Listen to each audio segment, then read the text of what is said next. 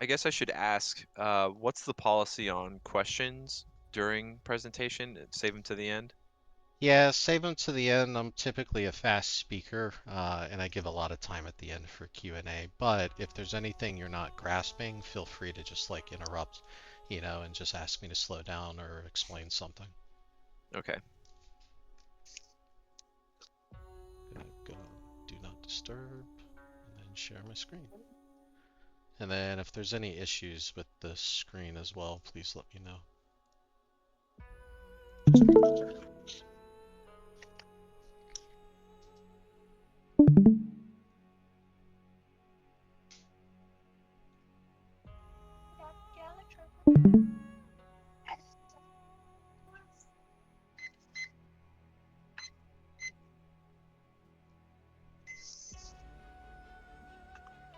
Does anybody know how to go full screen?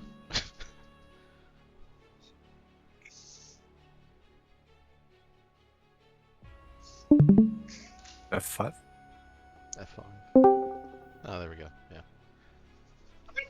PowerPoint's my arch villain. Okay. I still Uh, see the windowed PowerPoint. I don't know if that's updated for anybody Yeah. else. okay, Don't let see me the full retry screen. it. Is the window big enough to see, you think, or? Yeah. I think Okay. it's big enough to see. All right, I'll just keep it on windowed for now. So yeah, the first thing, I'm just gonna set expectations. Like I mentioned, it's a wargaming exposure course. So if you decide you want to skip a couple weeks and maybe just watch the recordings that I upload and then just get the assignments in when you get them in, totally welcome to do that. Only a 10 lit is beneficial for you. The other caveat is because I know we have international time zone people, I appreciate you showing up, but also don't feel like you need to sacrifice your real life or your sleep or anything like that. You're totally welcome to just watch the videos. And then I would also offer up anybody here is welcome as part of the class to direct message me anytime with questions, because the lectures are kind of short and sweet, video oriented, and then the assignments are designed to kind of help you explore topics on your own and critically think about them. I apologize, I have a corgi puppy. Um, but uh, yeah, feel free to DM me anytime you want. Just pick my brain. That's kind of what the course is designed for, because anybody can watch the videos, but my free time's kind of limited. So the first thing I'll set expectations for is right now everybody's in the primary voice channel that we're going to be in for the rest of the Wargaming course. However, right above this, after this course, sometime before I go to bed, I'm going to create some new text channels, and they're going to be segmented by weeks, and they will only be unlocked as we go through those weeks so you don't get overwhelmed. So if you do miss a week, and I'll ping everybody so you know where these things are. But if you do miss a week, just look at the text channel. You're going to find everything from additional videos that I recommend to watch for more education to the recordings that you may have missed. And so the first thing I'm going to do is I'm going to basically explain what wargaming is for those of you who don't know what it is, or even for those of you who already have opinions about what it is. I'm going to give the disclaimer that I do not claim to be, um, a professional SME expert on the literal definition of the word wargame, because I kind of have a different approach in my mind, at least, to what I consider a wargame. So what is wargaming to me? Wargaming is a concept in a system more than it is a defined game or term or set of conditions that comprise a thing. And the reason I say that is because to me it's a methodology. Anything could be wargaming. If I need to decide where to go to get gas and maybe I'm on a budget and I'm also low on gas, I might wargame. Is it better for me to go somewhere close that's more expensive or somewhere farther away that is cheaper, and then see what those effects are over the course of 30 to 60 days? That's an example of wargaming in your everyday life. It's a little nerdy, but it's a good example that anybody can do, and boom, you've done a war game. Um, So, war games can range from simple board games to complex computer simulations. They can cover historical, hypothetical, ahistorical, futuristic scenarios. The bulk of the context when I speak about wargaming in this course is going to be for professional military education purposes. But again, if you're interested in business wargaming or cyber wargaming or something that's a little bit more nuanced, feel free to DM me and I'll try to find some resources for you. Um, and the goal is to typically, when you're wargaming, it's to develop and refine strategies, understand potential outcomes of different decisions, and improve decision-making skills. So what does that ultimately mean? At its core, a war game is a vehicle for you to explore a question. It doesn't mean that the answer you get is 100% right or 100% wrong. It's just giving you takeaways and outcomes, which you can consider to be data points so that when you do go into that analytical mode or research mode, you have data to fall back on and be like, well, this is what I saw. Does it correlate to this? And then take it a step further. And then some examples I give of wargaming is, financial market predictions. So I would consider stock traders to be wargamers, just with, a lot of extra steps. Geopolitical instability, so if you think of strategic crisis sims, discussion-based war games, logistics planning, and then something that's been very popular the past couple of years is Force Design 2030 with the Marine Corps. There were a lot of war games that went into designing that new force template, and it's still being modified even today through iterative wargaming. And so what are some of the benefits of wargaming? Well, it could save you time, it could save you money, and it could also lead to innovation. So a great example of this, and I'm going to paraphrase some of it. I should have included it in the slide, but during World War II, there were women who were called Wrens, W-R-E-N-S, who were fantastic war gamers. And what they ended up doing is they war gamed how do we defeat the German subs, right? Because they were destroying all the convoys, destroying all the supplies, and so they basically war gamed innovation that developed a new anti-submarine strategy for the navies, and they were able to counter the subs more effectively. And that only came out through iterative wargaming, back, I believe it was England at the time, where they were at, through iterative wargaming of looking at different strategies in different ways. Well, what if I did this, or what if we did this, when a German sub attacks or when we detect it? And they eventually came up with data, they implemented it in real life, and it became a strategy that they used during the war. So here are some different methodologies. So your traditional wargaming methodology, I would say, is tabletop wargaming. So that could be your regular hex encounter-based wargames. And for those of you who don't know what that means, it's basically anytime you look at a map and there's hex shapes on it, that's considered a hex-based wargame. And then the units are usually these square blocks, or they might be actual miniatures, and you could consider those to be counters. So whatever represent the entities or the units in the wargame. And these games are usually played on tables, hence the name tabletop or flat surface. There's also digital tools like Tabletop Simulator or Vassal, which I will go into, later on in the week. But those are tools that essentially you could play traditional tabletop war games, but on your computer. So they create the hex-based map for you. And then you use rules or rule sets that you come up with to determine the outcomes of actions such as moving units, attacking enemy forces, or defending against attacks. And so you could think of Axis and Allies as a fantastic example of a tabletop war game. It doesn't need to be super high fidelity to make it something like a command decision support tool or maybe a simulation. But you can explore different concepts. What if I had more panzer divisions here? Would I be able to overwhelm the French sooner? That's a takeaway that you can kind of abstract and generally speak about.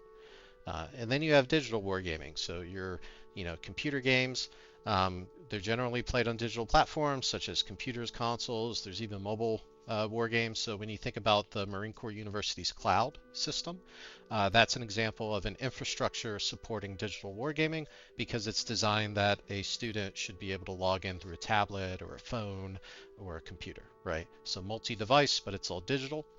And they can range from simple turn-based strategy games to complex real-time simulations, and I'll show some examples later, but the easiest way to think about what does turn-based mean, it means I make a move, you make a move, and that's the end of a turn, right? Or there's a system called, I think it's I go, you go, which is essentially I make a move, that's the end of turn one, then you make a move, that's the end of turn two. There's multiple ways to do it, but essentially one turn equates to a certain amount of time in real life. So when you hear the word time scale, that's an example of turns. So if I'm looking at a turn-based war game and the turn time scale is 7 days, that means every turn is 7 days abstracted. So you'd be fighting a week at a time at that point. Digital war games can often include features such as detailed graphics, realistic physics, and sophisticated artificial intelligence to simulate the complexities of warfare. Basically, what that means is, most of these war games have a computer AI. That way, you don't need two people to fight against. And in a lot of these, I would say more government bespoke contracts and systems, they're actually trying to, do AI and machine learning. That way, you can actually start to create profiles. And then hybrid wargaming refers to the process of gaming tabletop and digital wargaming together. These games can range in scope and complexity and are often designed to fill gaps in capabilities of either system. So a great example would be, let's say I have a tabletop game, but it doesn't have a logistics model in it. It just kind of gets hand waved. Well, I might run the tabletop game and then choose a digital game and only use the logistics portion of that digital game because it's very good and it's realistic. And now I'm able to basically, if it's a week turn on tabletop, I would do my combat actions for the week on the tabletop, and then I would run my logistics plan for a week in the digital sim. And if I got my, bullets, or if I didn't get my bullets, that's what I would then change on the tabletop. And that's kind of the flexibility that you have with tabletop versus something like digital, which is for tabletop, if you are a creative facilitator or, the analogy I would use is like Dungeon Master for D&D.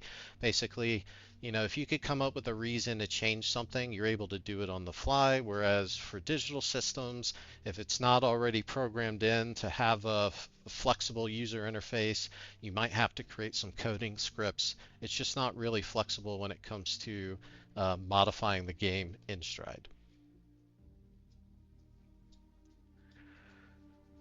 And some of the benefits of tabletop, which I kind of touched on just now, but modular rules, so being able to change on the fly. A good example of this is Monopoly. Everybody, I think, knows how to play Monopoly in this channel. You're able to change the rules of Monopoly at any time you want. So you could turn Monopoly into an economic war game to explore a certain question just by modifying the rules, to explore that problem.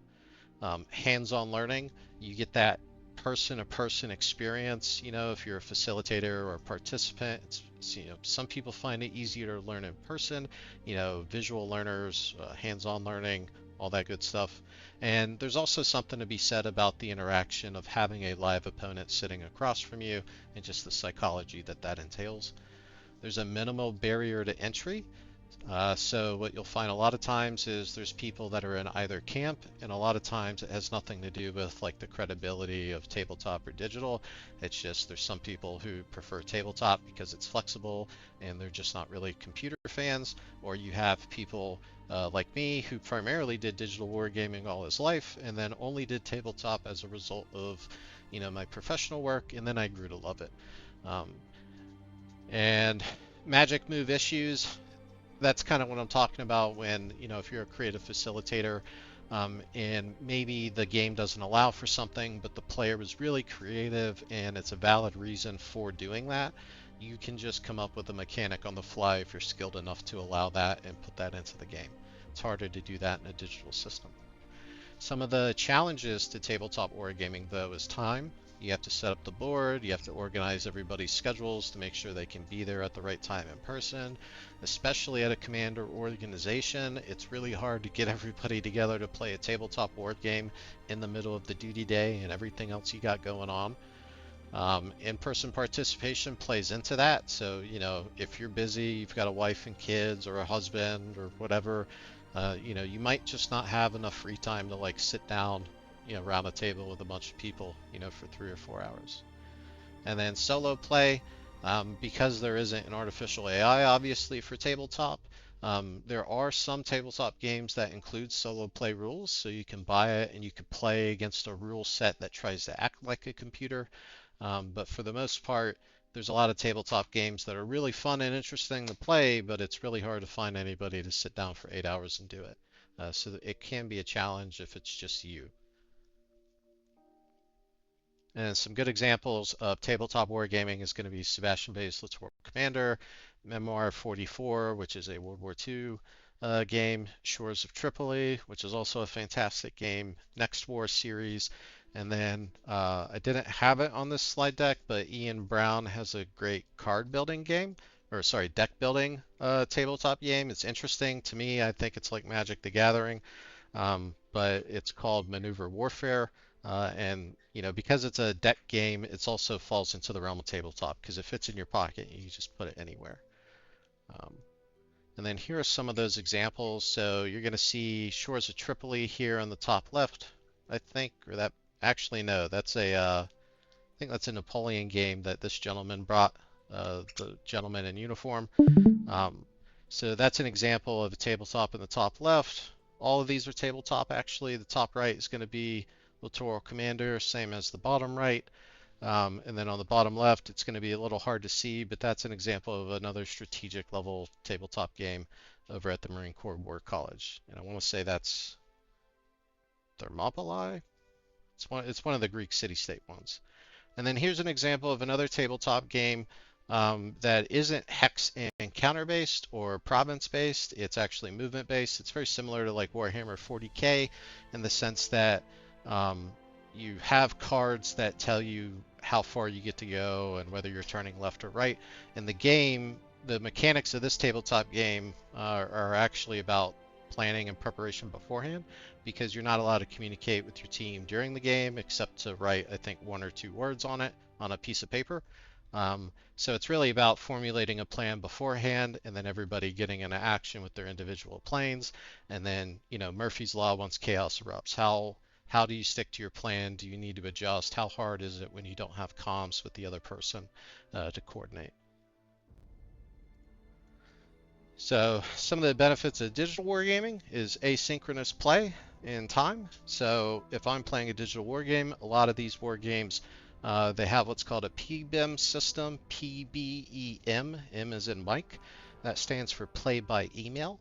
And what that allows, it's very similar to like chess, like email chess. If you're sending moves back and forth through email, um, you'll log into the digital wargame, you'll make your moves, then typically you'll hit end turn, then it'll save the file to your system, and you'll either email that to somebody, or a lot of these games have automated servers that'll just do that for you. So you don't have to set up a scheduled time to play. You can just kind of play when it's your time to do your move, and you also don't have to get everybody in the same place. Solo play, a lot of these games have artificial AI on the digital side. I think you'd be hard pressed to find one that doesn't. If you do, it's probably in early access or it's like abandonware. Um, Data analysis, this is going to be dependent on what kind of word game you get. Some of the commercial titles are very similar to their professional versions for some of these companies, and some of them will include things like data extraction. Most of these professional games like Flashpoint Campaigns Pro, Combat Mission Pro, Command Professional Edition, they all include data analysis, and that's kind of one of the differentiators that makes them professional. It's not that they have any classified data or you need a secret clearance and above to be able to access it. It's really locking features that our adversaries could use to make them more lethal, right? And that includes data analysis. So just kind of trying to make sure that if it does ever get stolen by somebody, they're not able to use it to its full potential. And visualization of concepts. It's a lot harder on a tabletop to imagine what a combined arms operation might look like if you haven't been there before. It's a lot easier in a digital simulation for some of these, especially at the tactical level, to kind of get an actual visualization of what's going on. A good example of this is Bohemia's VBS 4, which stands for Virtual Battle Space 4. It could go out to operational level, but I think the limitations of the AI make it very tactical. But it's a first-person shooter that the DoD and some other militaries use around the world, more for training reps and sets on like maneuvers. So like, what do I do if my convoy gets ambushed? But that has a lot of visualization of concepts, and there are a lot of footage that gets created to show things like FPV strikes in Ukraine, et cetera, et cetera. Some of the challenges are going to be rules barrier to entry.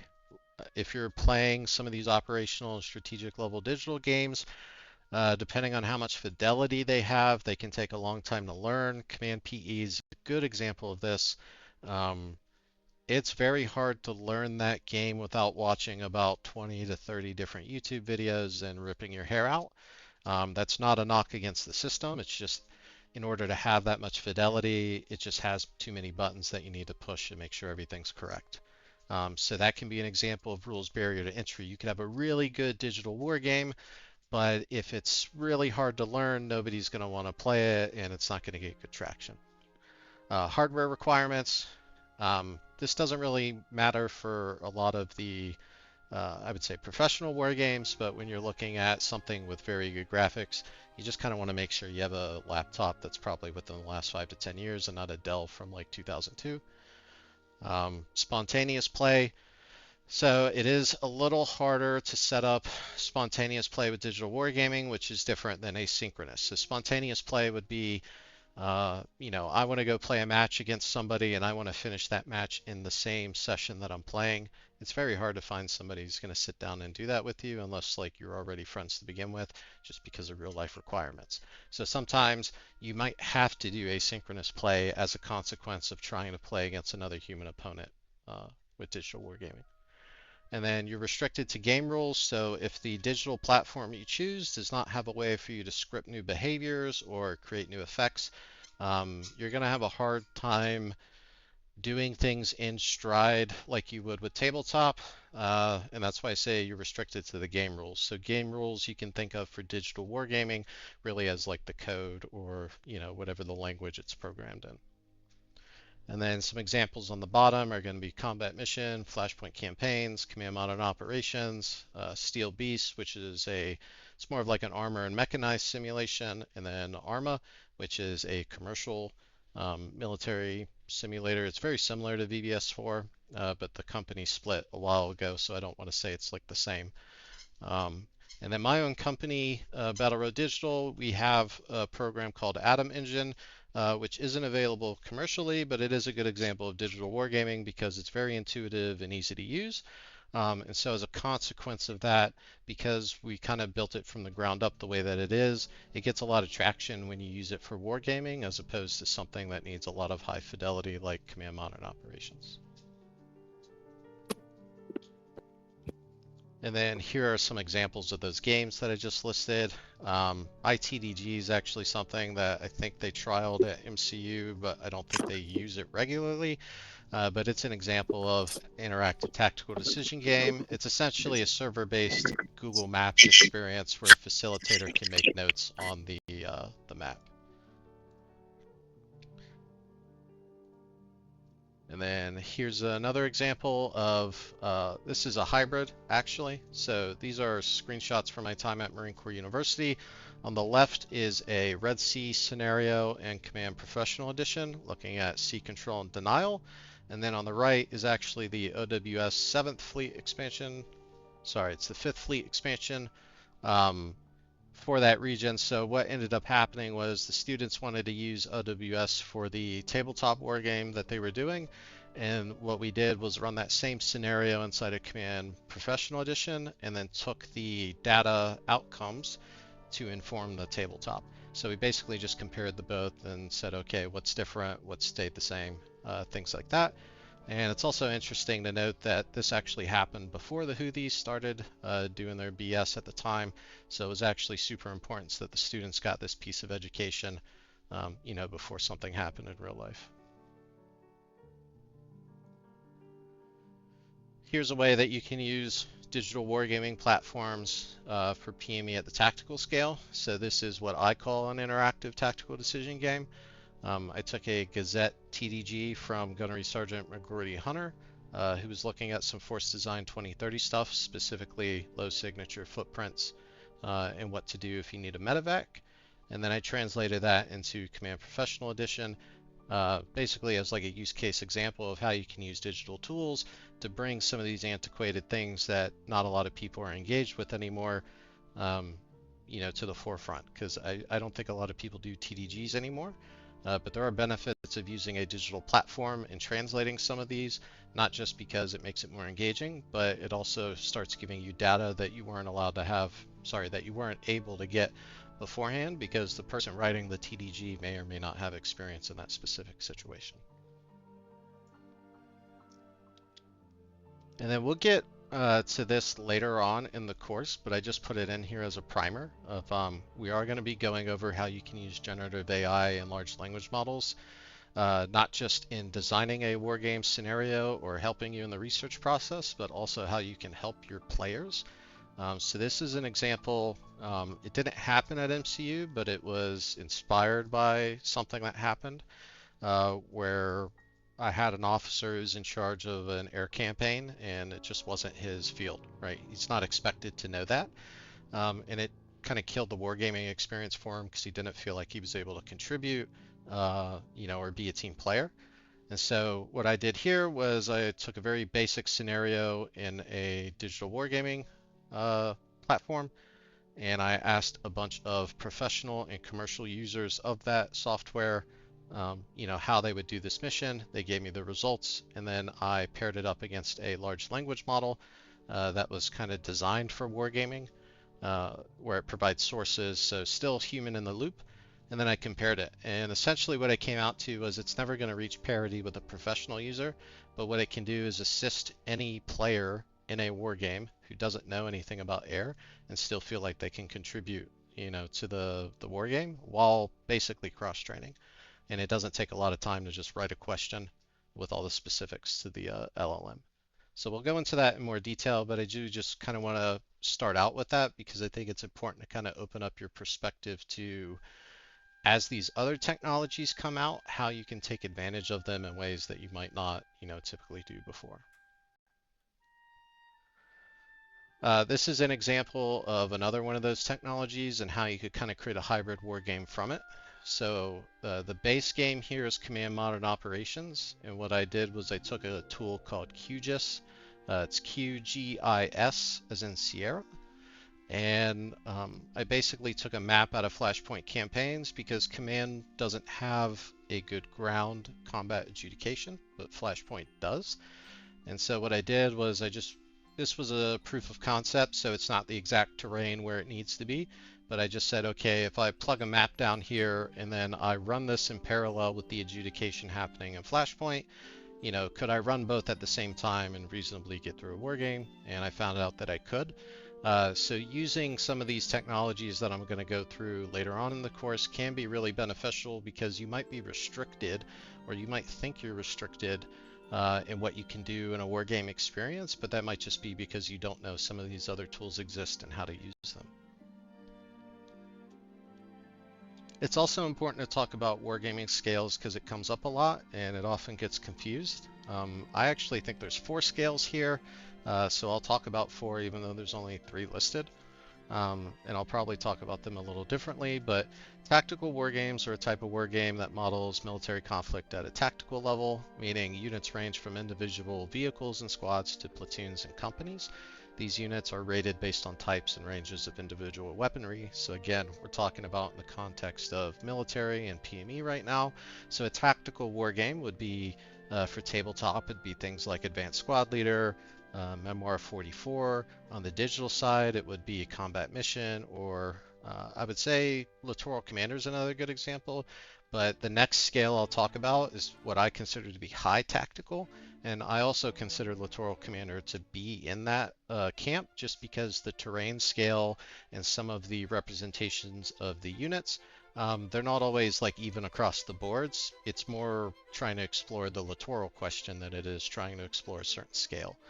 So it's a little bit of both, but what high tactical means to me is I'm still focused on my individual engagement or my individual battle. The operational concerns aren't a concern of mine unless I'm specifically told that in my briefing or whatever. And I'm usually going to be fighting at company and battalion level. And so I'll swap here real quick because this is what I consider to be high tactical, even though it might borderline operational to some people. And the reason why is all of these counters that you see, so these squares are what I call counters. These represent platoons. And typically inside of a game like this, you're fighting at battalion and you can even go up to brigade sometimes, but you're still focused on these individual engagements and trying to win. And so that's why I think there's a high tactical scale in between tactical and operational. Operational wargaming bridges the gap kind of between tactical, high tactical, and then the next level. And so it's not about production of resources or any of the strategic considerations like diplomacy or dime. It's more about battles across an entire frontage. And so, like the best example I could give would be like the Eastern Front or the Western Front, World War II. Those would be like operational war games. But even within war games, you can have different scales. So I might have an operational war game that's looking at a front, but the scale of my combat units, meaning the normal counter that would usually engage in combat, might be at brigade level, it might be at battalion level. It really just depends on what type of war game it is and what it's exploring. So I would really look at the scales, not as restrictive in like what kinds of echelons you could put on the board or what you can build, but more about what are the considerations. Am I focused on my individual battle? Am I focused on many battles in an entire front? And then the next level would be strategic. And so in a strategic level war game, the scope of the simulated conflict is a campaign or even an entire war. Players normally make decisions for the entire nation or organization they are playing. And so there are two examples of this. And one of them isn't really, about war necessarily, but, an abstracted matrix game, so a discussion-based war game could be a strategic crisis sim where I might have 5 players on one team that represent the US, 5 players on another team that represent Russia, so on and so forth. And then the war game might not actually be about military conflict, but it might be about diplomacy and how they engage with each other in like a flashpoint kind of situation. So that's an example of a strategic war game on tabletop. And then on the digital side, you could think of things, I mean, it's in the name, but Strategic Command is a good example where you're not just worried about winning the individual battles, but you're also conducting diplomacy and some other things. If you're familiar with Paradox Interactive, Europa Universalis or even Hearts of Iron to an extent, I would consider, fun versions of strategic level war games. So this is an example of a tactical scale war game. So as you can see, the map is, it's still pretty big, but it's limited in scope, meaning, I'm just focused on this similar engagement. Can I basically push the enemy back across the bridge, and seize ground and hold it? This is an example of high tactical. Um, This would be an example of operational. So this is the operational war game system made by Tim Barrick and some others at Marine Corps University. So even though it looks like a ton of counters and it might be strategic in nature, this is actually an operational scale war game with some strategic considerations. And because it's tabletop, you could even make it into a strategic level war game by combining all the expansions together and then also having a diplomacy round in between your combat adjudications.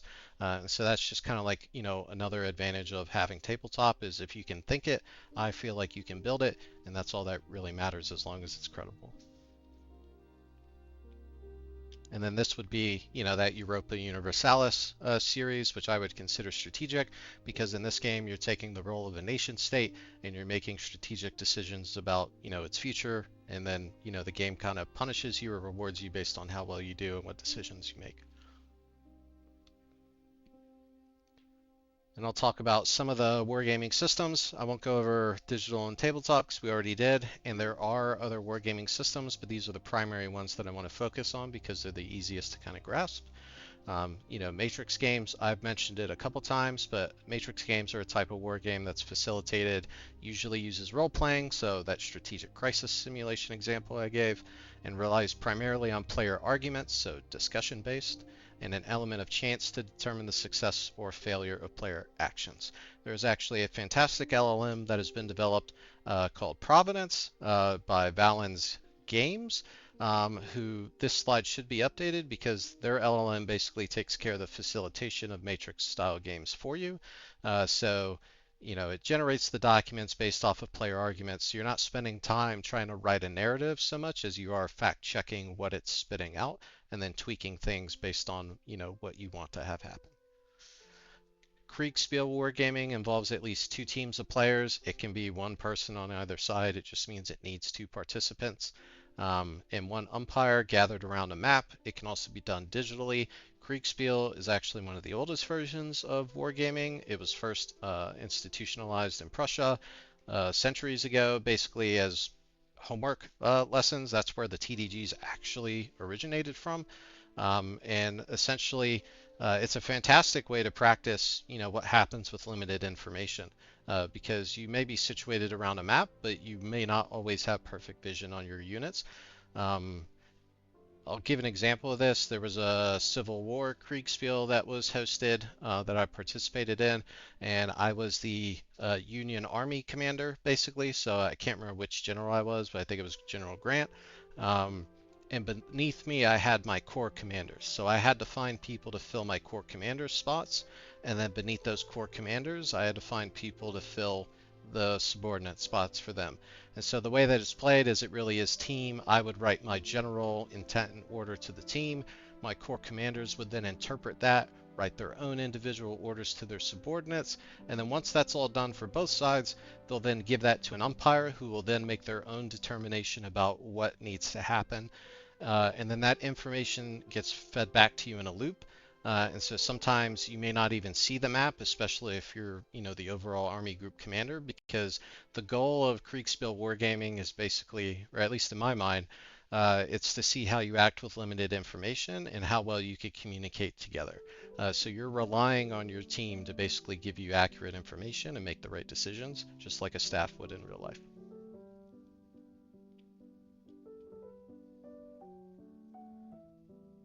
So this would be an example of another interactive tactical decision game, but it's an example of, like, let's say you don't have access to hardware, or you don't have a budget for it, or you don't think culturally your organization or institution is going to accept digital wargaming. This is a way to still get it done without actually having to have them touch the software.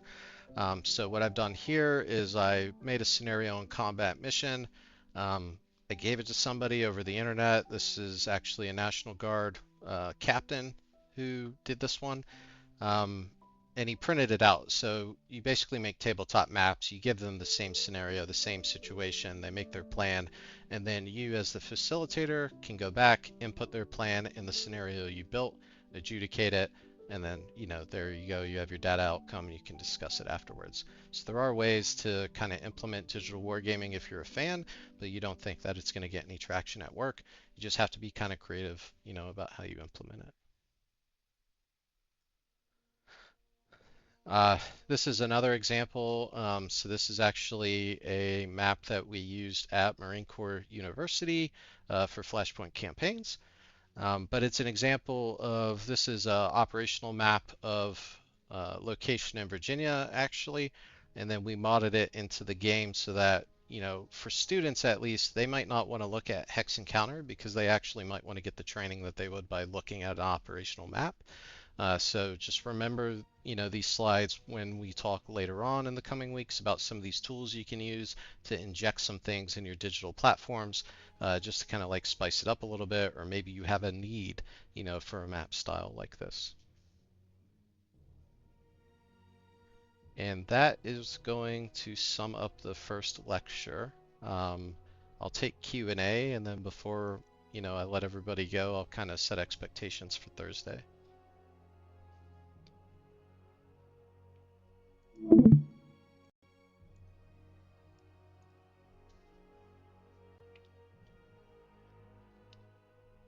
You can feel free to type 2 if you need to. But if there's no questions in the next 30 seconds, I'll just set expectations for Thursday.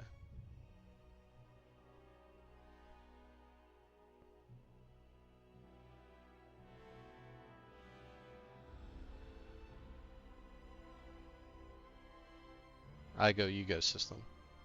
Yeah, so the easiest way to think about IGO Yugo would be chess. So white moves, then black moves. That's IGO Yugo.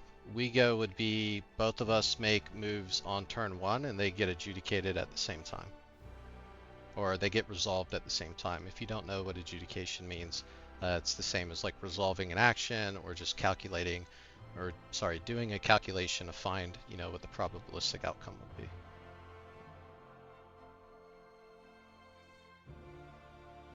It's a good question, Andrea.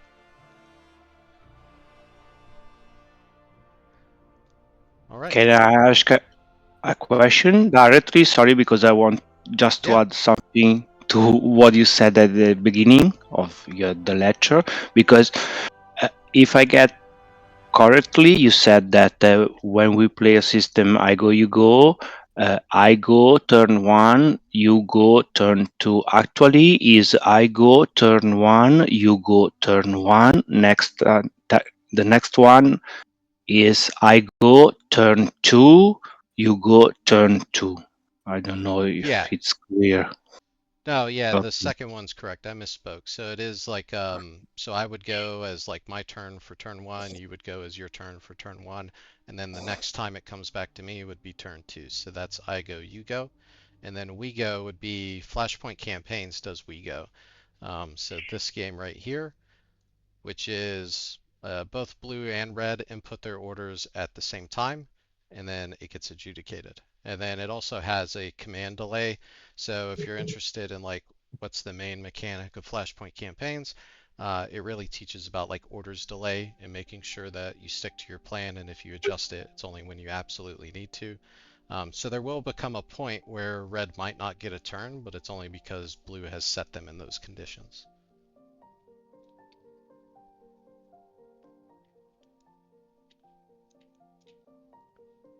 All right.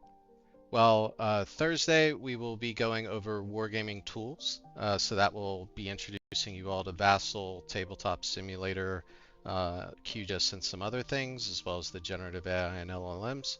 I'll also probably give an optional assignment that'll be due Tuesday. It won't be anything too crazy. Again, it's all optional, but it's probably going to be give me some use cases that you would use for one of these digital tools. Or sorry, one of these technologies, when you're thinking about maybe a tactical level scenario. And that could be anything, whether, assisting you in the research process and then actually researching like maybe an order of battle or whatever. But it is designed to be very low stress. But we will start on time on Thursday. I just was a little late because of work today. So 7 p.m. Eastern time on Thursday. And once again, I appreciate you all coming. And I'll be opening up some of these text channels and giving you guys a ping here in a little bit. Thank you. A quick question. Thank you so much. Yeah, sure. Go ahead. Just wondering, is there a good way for us, aside from just checking the slides and so forth, to sort of start compiling or running lists of the various games you're referencing, so we can sort of, as we get more familiar, sort of check off the list and, get started learning about each of them? Yeah, I can actually, I don't have that, but I'll create a product in the next day or two, and I'll ping everybody and put it in one of these text channels. But I'll make you a list Yeah, and of happy everything I'm happy mentioning. to help with that as well. It's just great. Definitely a lot going by in discussion, so can't wait to get familiar with it all. Yes, ma'am. It's a good idea. All right. Well, I appreciate you all coming. And yeah, I mean, stick around if you have more questions, but I don't want to hold anybody up that might have things to go do. And enjoy your night. Thank you so much.